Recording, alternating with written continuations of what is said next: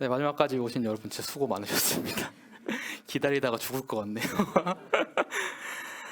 네, 일단 기획 6년차 처음 부사수가 생겼다라는 제목으로 강연을 하게 된 오혁근이라고 하고요. 지금 앞서 강연하신 분들 진짜 되게 잘하시죠. 앞에 서가지고 막 술술 하시는데 저도 이번에 그걸 좀 목표로 연습을 했거든요. 근데 진부에서 그 MBTI 얘기 안 하려고 그랬는데 저는 그 인간 INFP에 의인화된 사람이라서 매번 할 때마다 분량이 다르더라고요.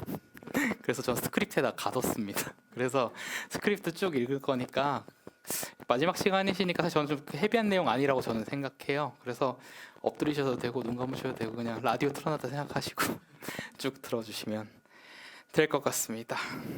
이거 아닌가? 네.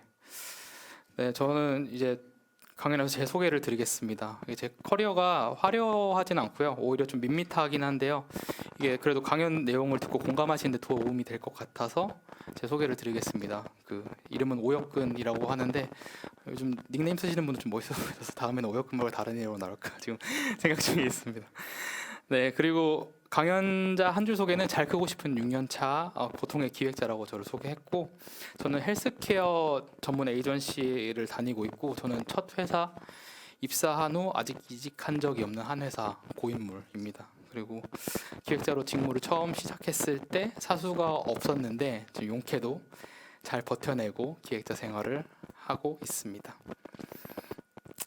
네, 감사하게도 맥비 강연에 지금 전 두 번째 쓰는 건데요. 그 이전에 했던 강연 제목이 사수 없이 시작해서 한 중소기업에서 6년째 고여 있는 썰이었어요. 네, 알겠습니다.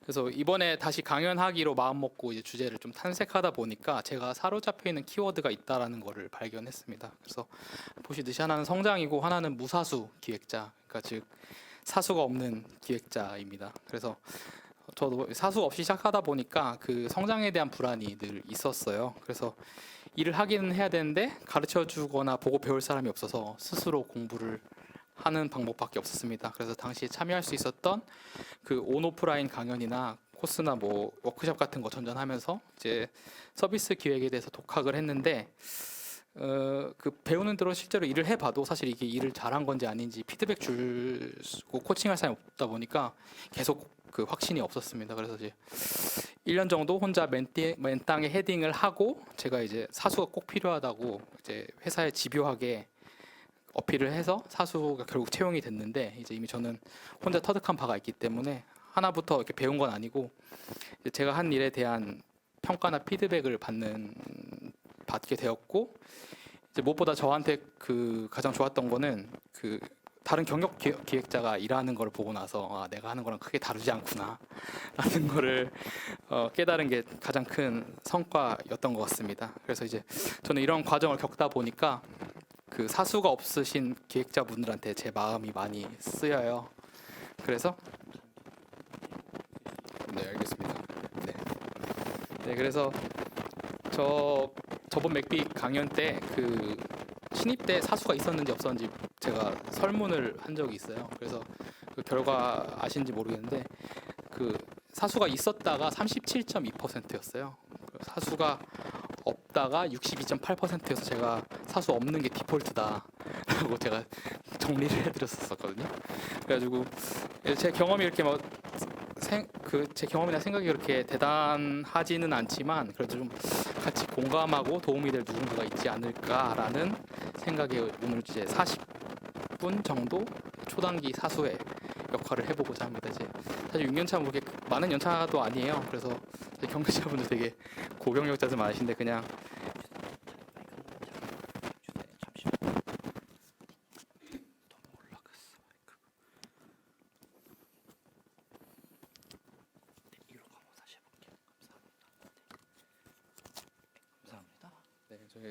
경력 많으신 분 앞에서 좀 작아지는데 그냥 저런 생각을 하는 애도 있구나 정도로 봐주셨으면 좋겠습니다. 네, 오늘 할 얘기는 크게 두 가지로 분류할 수 있을 것 같습니다. 이제 첫째는 사수와 부사수 간의 고민을 좀 정리해봤어요. 그래서 이거 통해서 좀 서로의 입장을 이해해보는 시간이 되면 좋을 것 같고 두 번째로는 이제 때마침 저에게 그 제목처럼 5월에 기획자 인생 처음으로 부사수가 생겼습니다. 그래가지고 제가 부사수한테 코칭을 하면서 했던 얘기들이 결국 이제 기획자의 역할이나 역량에 대한 이야기일 것 같다는 생각을 하게 돼서 이제 사수가 없으신 분들한테 혹시라도 좀 도움이 되지 않을까라는, 좀 한 분이라도 도움이 되면 좀 해보면 좋을 것 같아서 가지고 나왔습니다. 네, 그 생전 처음 사수가 되다 보니까 막연하게 뭔가는 가르쳐야 되는데 이제 제가 사수 역할도 잘하는 건가라는 의문이 들더라고요. 그래서 결국 부사수의 필요를 아는 게 이제 좋은 사수가 되는 시작점이라고 생각을 하게 됐고, 이제 저도 부사수여 본 적은 있어서 이제 그때 기억을 더듬어 보기도 하고, 이제 부사수에게 직접 물어보기도 해서 이제 부사수가 할 법한 고민들을 몇 가지 정리해 보았고, 이제 거기에 대한 제 나름의 답변으로 먼저 시작을 해볼까 합니다. 그래서 첫 번째 질문은 이제 내가 팀에 도움이 되고 있나라는 질문을 하게 되는 것 같은데, 이거는 무조건 도움이 된다고 말씀을 먼저 드리고 싶습니다. 그래서 채용이라는 게 그렇게 쉽게 결정할 일은 아니죠. 그래서 입사해서 한 팀이 됐다는 것만으로도 이제 본인의 존재 가치를 증명한다고 보시면 될 것 같아요. 이제 부사수분들, 특히나 이제 신입분들은 본인이 이제 1인 분량을 못 한다는 거에 대해서 조금 위축이 되시는 것 같기도 한데, 근데 이 말이 위로가 될지는 모르겠는데 기대하지 않습니다. 1인분 신입에게 기대하지 않고요. 그리고 좀 더 언젠가 도달해야 될 목표점은 맞아요. 근데 좀 더 장기 투자적인 관점으로 보고 있기 때문에 이제 일단은 우선은 자신의 분량은 생각하지 말고 눈앞에 맡겨진 일에 최선을 다하고 수행해낸다면 충분히 도움이 된다고 자부하셔도 될 것 같습니다. 두 번째는 이제 부탁할 일이 많다. 일을 배우기 위해서는 사수에게 부탁할 수밖에 없는 시기이고, 이제 기획자라는 포지션도 어떻게 보면 부탁할 수밖에 없는 포지션이기는 해요. 그래서 부탁에 대한 부담감은 일찌감치 버려버리시는 게 저는 지혜롭다고 생각합니다. 그래서 사수 입장에서 보면 가끔씩은 이제 오히려 질문을 할 때가 됐는데 질문을 안 하네? 라고 하면 더 불안한 경우도 있거든요. 그래서 질문을 자유롭게 하시고, 차라리 경력이 적을 때 질문이랑 부탁을 많이 해도 되는 시기니까 빨리 질문하고 빨리 부탁해서 빨리 졸업한다고 생각하시는 게 저는 더 나은 태도라고 생각합니다. 그리고 이제 내가 하는 업무가 기획자로서의 성장에 도움이 될까? 네, 단순 업무랑 잡무가 많아지면 보통 하게 되는 질문이죠. 그래서 근데 저는 일단 나에게 도움이 되는 일과 되지 않는 일을 너무 일찍부터 구분하는 건 조금 위험하다는 생각은 있어요. 그래서 보통 기획자의 일이라고 생각되는 것들이 있죠. 예를 들어서 요구사항을 정의하거나 IA를 쓰거나 뭐 스토리보드를 쓰거나 이런 것들. 근데 그런 외적인 업무라고 해서 하지 않아도 되는 일은 아닙니다. 단순 업무라고 하더라도 이제 기획자로서 하는 업무를 보조하는 건 분명하고요. 이제 작은 업무를 통해서 일머리를 기르시는 기회로 저는 보시기를 추천드리고, 이제 이걸 나중에 메인 업무를 할 때도 적용이 가능하다고 저는 충분히 생각을 합니다. 근데 이게 업무력이 어느 정도 쌓였는데 자꾸 일을 너무 안 준다 하면 꼭 한번 해볼 건강한 질문이라고는 저는 생각을 합니다. 네 번째, 일이 없는 것 같다. 이제 웬만하면은 일을 주기는 할 텐데 혹시라도 이제 일이 비는 경우가 있는데, 저는 그때는 당당히 직무 공부를 하시라고 말씀을 드리고 싶어요. 그리고 왜냐면 이제 뭔가 회사에 나왔는데 내가 여기서 공부를 한다고 생각하니 직무유기하는 것 같은 느낌이 드시는 분도 있더라고요. 그래서 근데 결국 나중에 업무에 활용하기 위함이니까 괜찮고요. 제가 봤을 때는 웬만한 괜찮은 상사들은 일 안 한다는 식으로 눈치는 안 주는 것 같아요. 눈치 주면 이상한 놈이다라고 생각하고 넘기시길 바랍니다. 그리고 저 같은 경우는 그런 경험은 있어요. 이제 사내에서 사이드 프로젝트를 좀 제안한 적이 있어요. 근데 정말 뭐 회사에 도움이 되는 일이라기보다 저희 회사에는 이제 팀마다 돌아가면서 간식을 주문하는 그런 문화가 있었는데 매주 어느 팀이 담당인지 헤매더라고요. 그래서 간식 순서를 메일로 알려주는 시스템을 기획하고 실제로 구축을 했었습니다. 이제 그런 분위기가 있는 회사라면 그런 것도 시도해 보시는 것도 괜찮을 것 같고요. 그리고 이제 업무 속도 대 업무를 이해하기 위해 고민하는 시간에 대한 건데, 저희 부사수가 말하길 어떤 태도로 업무를 대해야 될지 좀 어렵다고 하더라고요. 왜냐면은 타임라인 맞춰서 맞추기만 목표로 하기에는 업무를 좀 깊이 있게 체득하지 못하는 것 같고, 업무를 이해하면서 차근차근 하다 보면 퇴근해야 되고 이러니까 저는 거기에 대해서 드린 말씀은 좀 꼰대 같은 결론인데, 둘 다 잡으려고 노력해야 된다라고 저는 말씀을 드렸어요. 왜냐하면 그 업무를 제때 해내는 것도 중요하고 제대로 하는 것도 다 필요한 능력이고요.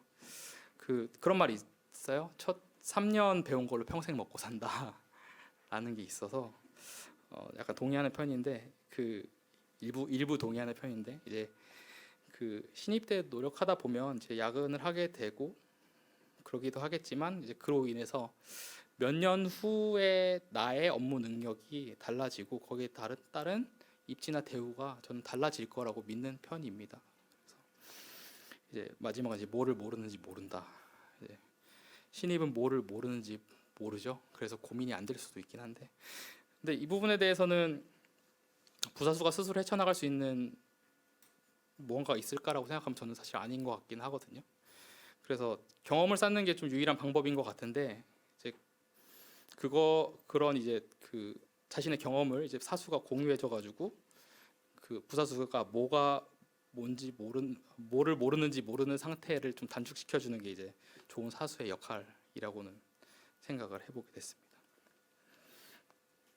네, 이제 방금 부사수들의 고민을 짚어봤다면, 이제 반년 정도 제가 사수 생활을 하니까 또 떠오른 것들이 있어요. 이제 그걸 정리해 본 건데, 저도 이제 일반적인 사람이라 다들 좀 비슷한 고민을 하지 않나 좀 생각해 보게 됩니다. 이제 개구리 올챙이 쪽이 생각이 안 나더라. 네, 저는 이제 제 부사수 되게 좋아하거든요. 태도도 좋으시고 욕심도 있는 것 같고, 그래서 그렇지만 지금 한 얘기가 디스는 아닌데 가끔 이런 생각 떠오를 때 있어요. 이것도 알려줘야 되는 건가? 라는 생각이 문득 떠오를 때가 있어요. 근데 잠시 생각해보고 저도 저랬었나 생각해보면 저랬어요. 실제로 저랬고, 예, 이제 이런 거 보니까 이제 많이 컸다. 이제 우물에서 좀 놀아봤다고, 태어날 때부터 개구리인 줄 아는구나. 그런 생각을 하게 됐는데, 이제 부사수 대할 때 과거의 나를 대한다고 생각하고, 내 기준에서 굳이 부사수가 뭘 알고 몰라야 된다고 생각하지 말고 편히 질문할 수 있는 분위기를 만들어야 되는 것 같습니다. 네, 이제 경력자는 하루, 신입은 일주일. 네, 업무 효율에 대한 고민이죠. 예전에 진행했던 프로젝트 중에서 그런 적이 있었어요. 이제 경험 적은 개발자한테 2달 정도 타임라인 주고 맡겼는데, 데드라인 다 와가는데 이제 갑자기 일주일 전에 마감 못하겠다고 그래가지고 해야 되잖아요. 그래서 10년 차 개발자한테 맡겼더니 이분은 개발 언어가 달랐는지 처음부터 다시 한다 그러는데, 그래도 일주일 안 걸린다고 하시더라고요. 그런 겁니다. 그래서 다른 직무에서도 마찬가지일 거라고 생각합니다. 그래서 부사수 경험을 위해서 업무 효율이나 완성도를 어느 정도 내려놓고 사실 백업할 각오까지 하고 이제 결단하는 경우가 있어서요. 생기더라고요. 그래서 부사수는 그냥 거기에 대해서 건강한 좀 부담감으로 임하는 게 좋다고 저는 생각합니다. 그리고 네, 내일도 하랴 부사수 일도 하랴. 부사수한테 업무를 가르치는 게 이제 업무라는 사실을 체감하고 있고요.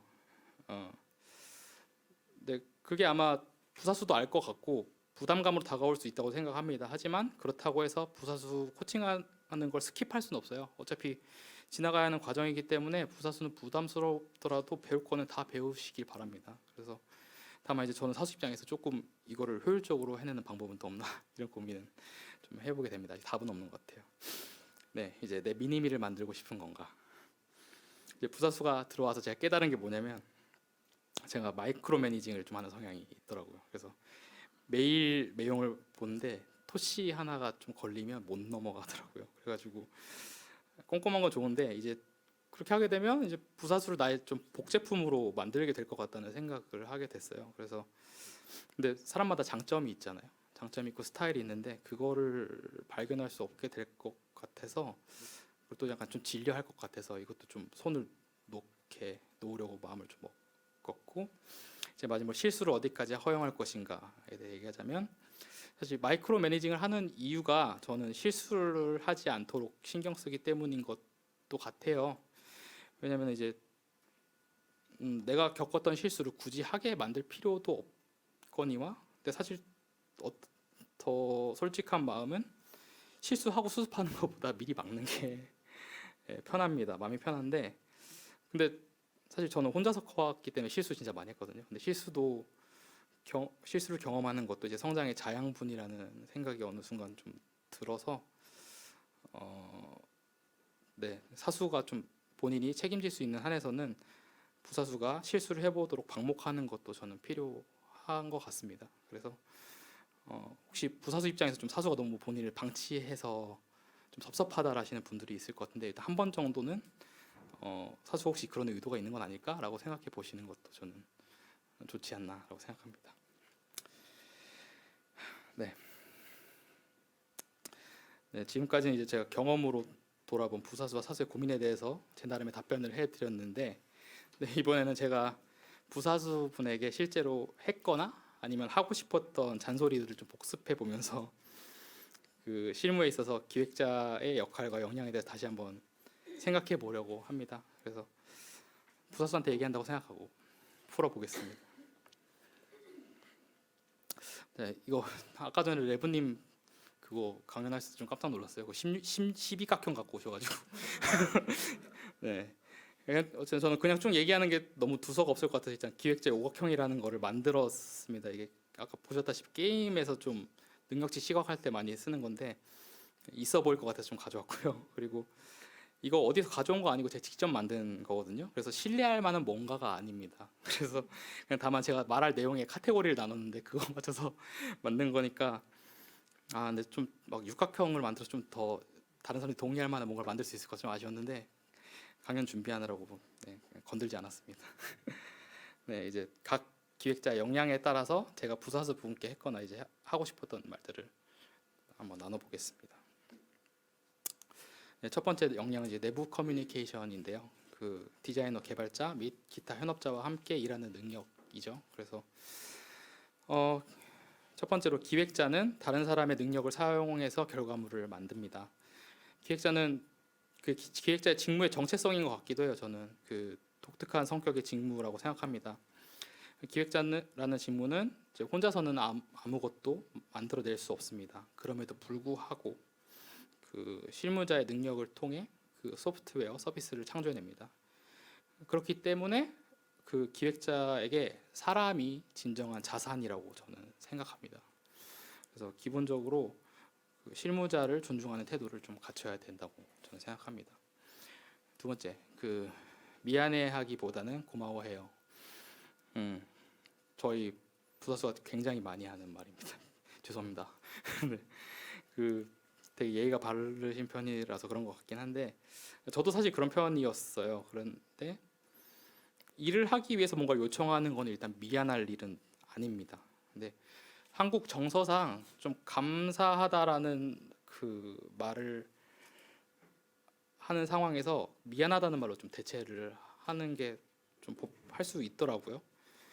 근데 그럴 바에는 차라리 고맙다고 표현을 하는 게 저는 더 좋다고 생각을 합니다. 일을 한 입장에서도 미안하단 말을 하면 좀 부담스럽고 고맙다라고 말하면 듣기 훨씬 좋습니다. 그래서 그리고 가끔씩 일하다 보면 진짜 불가피하게 미안한 일이 생기거든요. 아껴두세요. 네, 실무자를 믿지 않아요. 존중해요. 조금 어그로성 텍스팅이긴 한데 약간 반쯤은 진심이에요. 저는 이렇게 이 태도가 기획자의 저는 책임감이라고 생각합니다. 이런 경험 아까 그 말한 그 경험인데요. 그 실무자 이제 개발 일정 다들 그 중간중간 체크를 하죠. 괜찮겠냐. 근데 괜찮다 하는데 데드라인 다가오고 갑자기 기간 내에 마무리 못 할 것 같다고 하면 많이 곤란하잖아요. 네, 그래서 그렇다고 개발자라고 이런 상황을 원했을까요? 저는 그렇게 생각하진 않습니다. 그래서 옆에서 꾸준히 스테이터스 체크도 하고 좀 진척도를 수치화할 만한 어떤 좀 장치, 문서 같은 거를 좀 제공해 준다거나 그 하는 것도 기획자가 할 수 있는 역할이라고 저는 생각합니다. 무조건 불신하는 태도로 대하라는 얘기는 아니고요. 그만큼 실무자를 좀 존중하고 가까이 지내면서 좀 일정 관리를 도와주면 좋을 것 같습니다. 네, 두 번째 능력은 외부 커뮤니케이션입니다. 클라이언트의 요구사항을 이해하고 최선의 결과를 만든 능력인데, 저는 그 인하우스에서는 클라이언트가 없으니까 에이전시 쪽에 해당하는 능력치라고 보고, 저는 에이전시에만 있었기 때문에 그 건방지게 인하우스 얘기는 하지 않겠습니다. 네, 클라이언트의 동료가 되어 보아요. 저는 이게 클라이언트를 대하는 데 기초가 되는 자세라고 생각합니다. 클라이언트 어떠세요? 클라이언트만 생각하면 기분이 좋으시죠? 화가 막 나고 막 그런데, 그렇다고 해서 클라이언트를 절대 적대시하면 안 됩니다. 적으로 대하는 순간 진짜 적이 되고요. 그리고 클라이언트는 어떻게 보면 프로젝트를 성공적으로 완수하기 위해서 계약으로 맺어진 동료입니다. 그래서 간혹 클라이언트가 먼저 우리를 적으로 생각하고 선빵 날릴 때가 분명히 있거든요. 그럴 때는 뒤에서 욕 한 바가지를 하시고 클라이언트한테 우리가 같은 목표를 가진, 같은 편이라고, 정신 차리라고 좀 알려주고 납득시켜야 됩니다. 그게 되면 그래도 프로젝트 진행이 조금 많이 수월해집니다. 네, 그리고 이제 네라고 말하지 않아도 괜찮아요.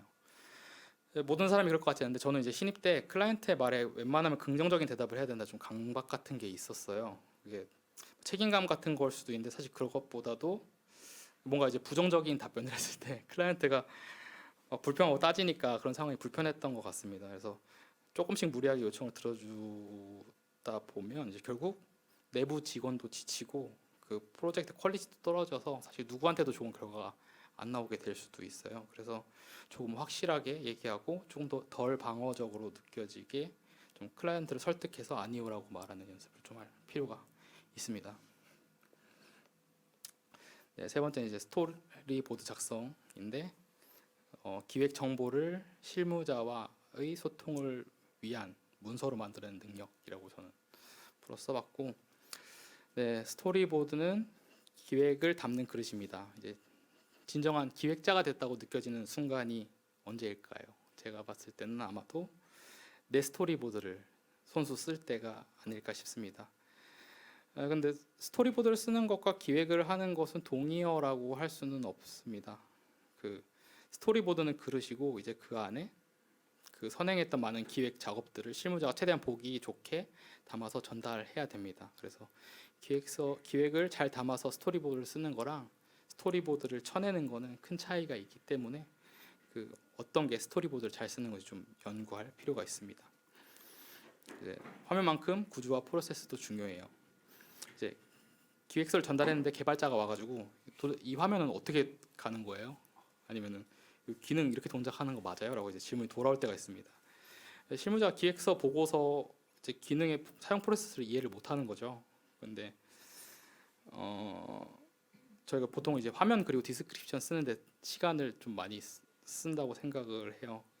그래서 비교적 프로세스를 표현하는 플로우 차트 같은 거 그리는 걸 조금 소홀히 하는 것 같은데, 사실 화면 그리기 전에 프로세스 같은 거를 다 그려봐야 사실 사용자의 그 예외적인 사용법 같은 것도 예상하고 그 예외 처리도 잘 할 수 있어서 좀 더 빈틈없는 기획을 하게 됩니다. 네, 한글을 외국어처럼 대해보아요. 이제 다른 분들 공감하실 좀 궁금한 부분이긴 해요. 저는 이제 기획을 하면서 생긴 직업병이 그 텍스트를 최대한 명확하게 쓰는 거예요. 그래서 한국어 구어체는 이제 주어나 목적어를 생략하거나 이것저것처럼 이제 대명사로 그냥 뭉뚱그리거나 아니면 모호한 동사를 써도 한국 사람 다 알아듣잖아요. 근데 이제 이런 문제가 이제 디스크립션에 그대로 써버리면 내용이 좀 불명확해질 수가 있습니다. 그래서 누가 봐도 최대한 동일하게 생각할 수 있도록 문체를 적도록 좀 노력을 해야 됩니다. 그래서 저는 이제 거기에 대해서 영어를 대하듯이 좀 대하면 괜찮지 않나, 괜찮은 컨셉이지 않나라고 생각을 합니다. 그래서 주어 목적어 가능한 대로 다 적고 적절한 동사랑 명사를 좀 이제 연구해보는, 찾아보는 그런 노력이 좀 있으면 좋을 것 같습니다. 네, 프로젝트 관리, 프로젝트를 정해진 기간 안에 완수하는 능력. 네, 프로젝트를 스스로 살아있게 만들어요. 네, 기획자 문서 많이 쓰죠. 근데 제가 생각하기에 문서를 왜 많이 쓰냐라는 거에 대한 제 스스로의 답변은 그 프로젝트를 사람과 분리시키기 위함이라고 저는 생각을 합니다. 프로젝트는 사람 머릿속에 나오죠. 그리고 사람 손을 거쳐서 탄생하는데, 그래서 그대로는 사람에게 좀 종속되는 것 같아요. 저 같은 경우는 한 회사에서만 6년 있었기 때문에 그 지난 프로젝트에 대한 질문 다 저한테 들어오거든요. 그래서 옛날에는 좀 기억을 더듬어서 다 답변해주고 그랬는데 이제는 저는 못해요. 지나간 것도 너무 많고 다른 프로젝트 한 것도 너무 많고 그래가지고, 그래서 잘 문서화하고 정리를 해둬야 저는 프로젝트 관리나 인수인계를 하게 될 때도 두 번 일 안 하고 효율적이라고 생각합니다. 그다음에 이제 모든 업무는 타임라인을 정하고 해요. 그 일정은 프로젝트의 핵심적인 요소 중에 하나입니다. 그래서 프로젝트에서 일정을 지키는 것은 저는 기본적인 덕목이라고 생각하고, 모든 문제와 갈등은 일정에서 발생합니다. 그래서 아직 신입에 가까운 제 부사수 분한테는, 부사수 분은 지금 현재 서포트적인 업무를 할 일이 많잖아요. 그래서 좀 타임라인이 굳이 없는 업무들도 있는데, 저는 그런 것도 다 타임라인을 꼭 세우시라고 말씀을 드리고 있어요. 그리고 기회가 되면 그 한 가지 업무만 하게 두지 않고 일부러 한두 개씩 더 껴넣어가지고 프로젝트 여러 개 진행할 때도 어떻게 관리하는지 좀 나름의 노하우가 생기게끔 좀 유도하는 편입니다. 업무 능력을 수치화해 보아요. 저는 이제 기획 업무가 꽤나 익숙해졌다고 생각하는데, 저는 가장 어려운 순간이 기획 일정 잡을 때입니다. 언제까지 돼요? 그러면 이제 여유롭게 잡고 싶긴 한데 너무 길게 부르면 그게 또 그 업무 능력은 시간과 반비례하기 때문에 내가 일 못한다라는 말이 될 수가 있어요. 그래서 네, 그럴 수도 없죠. 그래서 사실 그 적당한 시간 도출해야 되는데 그게 진짜 어렵습니다. 매번 어렵고 지금도 어렵고.